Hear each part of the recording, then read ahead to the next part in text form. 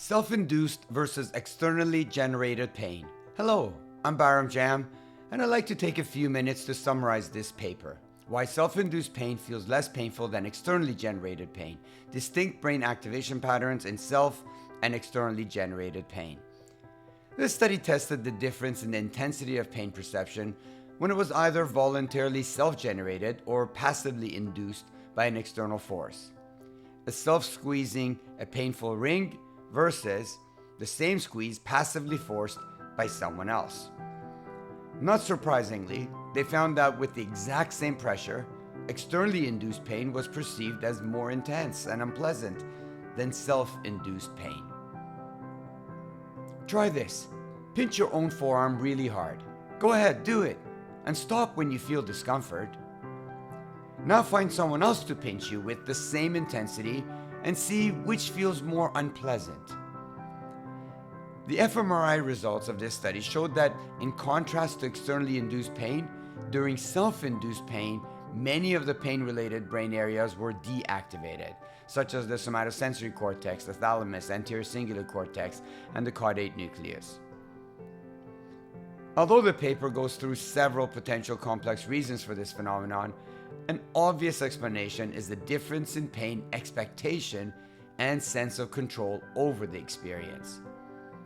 The difference between self versus externally generated pain is the expectation of pain. When a person intentionally and voluntarily self-generates their own pain, they have the advantage of quite accurately anticipating the time and the intensity of the painful experience. Whereas when pain is externally generated, there's a lack of sense of control and there's an unpredictability. Several past studies have shown that predictability and a sense of control result in analgesia, while uncertainty and a sense of lack of control usually lead to hyperalgesia or greater pain perception. My prediction? Pain. Try this. Tickle yourself and see how that feels. Now have someone else tickle you in the same spot, the same way, and feel the difference. Whether tickling or pain, both experiences are magnified when externally applied, where one senses a lack of control. And both experiences are dulled when self-applied, where one senses they are in control. How is this relevant in a clinical setting? This is one of the many reasons that non-threatening active self-generated exercises and movements can be beneficial in patients with chronic pain.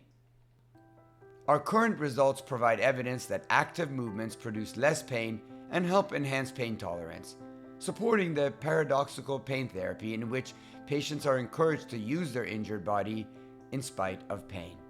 This is obviously far easier said than done. For any movement or exercise therapy to be of any potential value, the patient's self-perceived threat of pain must first be reduced, and they must regain some sense of control over their own body. To minimize the threat of pain and maximize a sense of control, those experiencing persistent pain may view the introductory videos freely accessible on thepaintruth.org. Thank you for joining me.